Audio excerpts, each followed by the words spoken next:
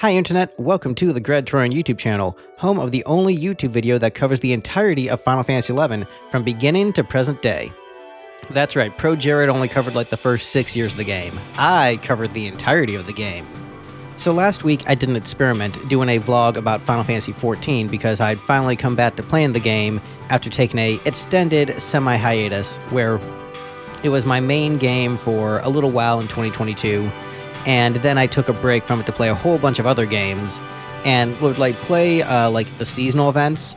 And I've been playing through A Realm Reborn with a buddy of mine, but hadn't really gotten past A Realm Reborn in all those years. And now it's finally my main game because the games on my FOMO list I've completed. And so I decided I would do a vlog about returning to 14, my thoughts, and just updates as to what I'm doing in the game, so I could share my experience with the community, so people could, go along this journey with me and be like, oh, what's Greg going to think when he gets to this part? What's Greg going to think when he gets to that part?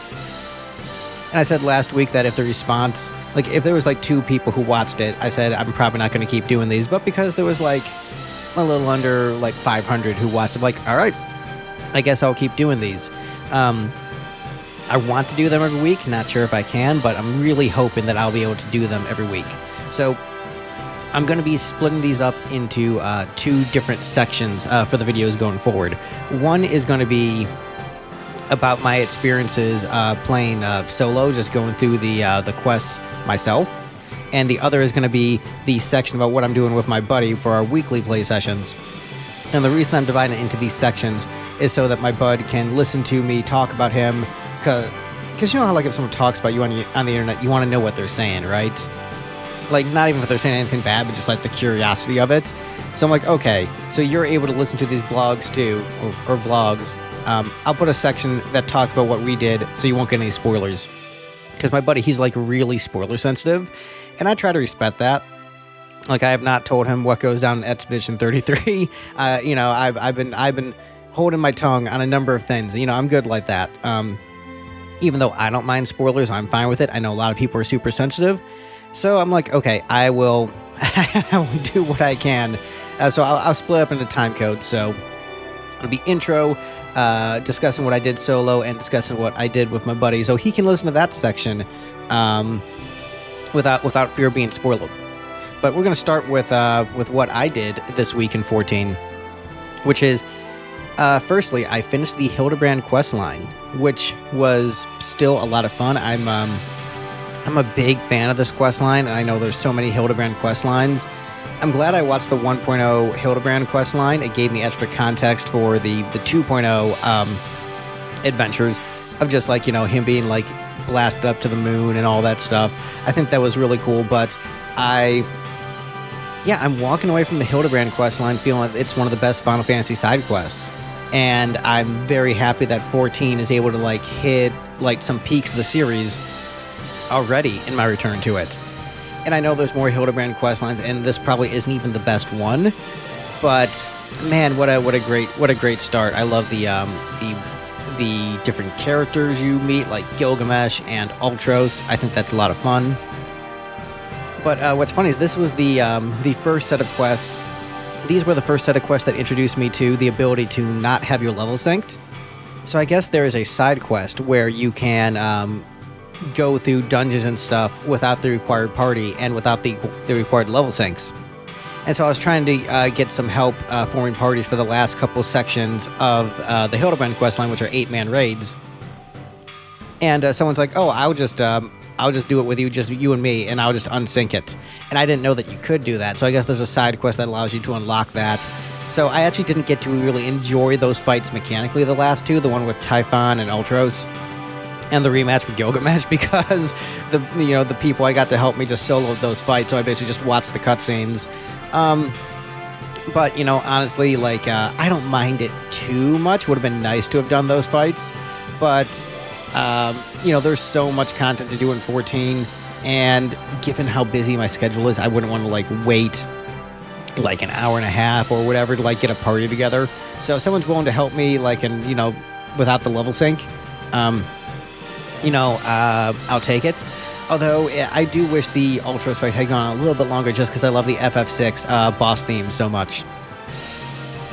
but walked away from the Hildebrand quest line very positive. And then I was gonna, move on to the next thing on my big old checklist of things to do in 14. But I saw that Another Eden was doing a story update.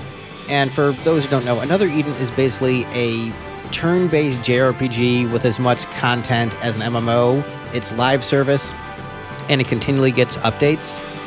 It is a gacha game, but it's a very friendly gacha game, if that makes sense. You don't need to pay to win. The content isn't paywalled. Basically, the only content that you pay for is the characters that you get. And they give you enough free currency where you never even really need to buy characters. You just can if you want a specific one. Like, I have over 185 characters, and I'm extremely satisfied with the game. But anyway, so the game is made by Masato Kato, who, really understands game design. Anybody who remembers Chrono Trigger knows that guy understands how to design a great RPG. And so, there's great exploration, side quests, etc., etc. So, they dropped a new story update called... they have different categories for story updates. There's... it's actually kind of like a combination of 14 and 11, where there's, the MSQ in 14, there's, the main story quests. But then they have basically side story expansions that are kind of like the 11 expansions, where they're told in a non-linear order. You can kind of do them in whatever order you want. And so the way it flows is you have the option of doing the non-linear ones or the main story ones, and it's this. It's a really interesting combination of those two systems of storytelling, the linear and the non-linear. And the new expansion, which is when they announce expansions, sometimes it'll be they'll just do a live stream hey, this is coming out in 2 days, surprise. They do that all the time. And so right after I finished the Hildebrand questline, they announced a new Another Eden expansion. And so, because I'm caught up on the game, I decided that what I would do is when Another Eden drops a new story update, I'll pause what I'm doing in 14, play the Another Eden story update, and then go back to 14. And since I had just finished the Hildebrand questline, that was a good point to pause my 14 playthrough and then jump into Another Eden. So I did that, and but because I had a day in between playing the new Another Eden storyline and my beating of the Hildebrand questline, I decided to do some optional dungeons in 14, some of those feature quests that don't have a lot of story behind them. It's basically just the dungeon, and I ended up having a lot of fun with them. I did Hatali, the Sunken Temple of Quarn, Kutter's Cry, and Decimal Darkhold. And I actually really enjoyed them, so I think I'm actually going to do all of them. They weren't originally on my list of content to do. But because Halatali was mentioned in the Hildebrand quest line, I was you know what? I'll check some of these out. And so the thing is, I've actually never really enjoyed the combat mechanics in 14. All the years I played it, I thought that 14's combat was not very good, and I just didn't like it until I started doing those optional dungeons. It was the first time the combat actually clicked with me, and I enjoyed it.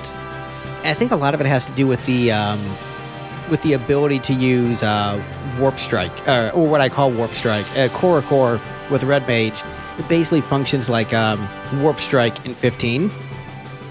And I found that I really, really like that. I was a big fan of Warp Strike in 15. And I think that combined with the Red Mage rotations of, neutral magic, black magic, white magic, going back and forth between them, then doing sword attacks, and then, adding in Warp Strike. I'm going to keep calling it Warp Strike. That just made it really fun. Plus, the eye candy of those dungeons, 14, and that was, with those, 14 had to stand solely on gameplay and vibes. And it won me over. So now I'm actually, for the first time, enjoying 14 mechanically. I've never liked the game mechanically. I played it because I'm a Final Fantasy completionist. I like the stories, the music, the characters, worlds, all that stuff. And I always thought 14, I always thought the UI was ugly, which I still think the UI is ugly. I'm not a fan of the UI. I prefer 11s. I know, just oh, you prefer a blue text box? That's boring. Yes, give me Windows 98. But yeah, I actually had fun with the combat mechanics. They're starting to click with me, and I'm sure I will like it even more as I go on, as we get to the better and better content. So, I mean, this is all good news. I'm thinking I might end up joining the 14 cult by the end of this. So, it's exciting news for all that. But I did a couple of those dungeons. And then I went back to 14. Then I went back to another Eden for the new story update. And it was a long update. It was like... it's not that long of a, it's like a mini expansion. So, by MMO expansion standards, it's not that long. But by, normal game standards, it was like an 8-hour story update of, main story. And it was pretty cool. It was like this detective mystery plot where you switch between 3 different detectives with different skills. And they're all able to do different things that the other one can't. And you need to use their different skill sets to solve the mystery. So, one of them's good at interrogating. One of them is good at access and security cam footage, and another one of them is good at getting objects in hard to reach places. And so it was a cool thing, and it was well written. Lots of throwbacks to Final Fantasy VII unexpectedly in it.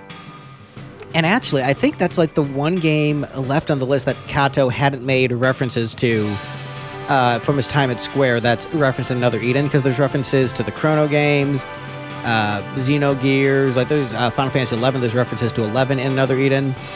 The main character is straight up as a reference to Aldo from another Eden, and especially the storyline with his sister is it's straight up they just have that in another Eden. It's, if you're a fan of Chrono Trigger, Chrono Cross, Xenogears, Final Fantasy VII, and Final Fantasy XI, another Eden is an absolute must play. If those games check your boxes, you need to play another Eden. It's great. But I beat that expansion, and then now we can move on to the section where I talk about what I did with my buddy, where we finished up the Tamtara Deepcroft Hard of part of the Corpse Groom side quest.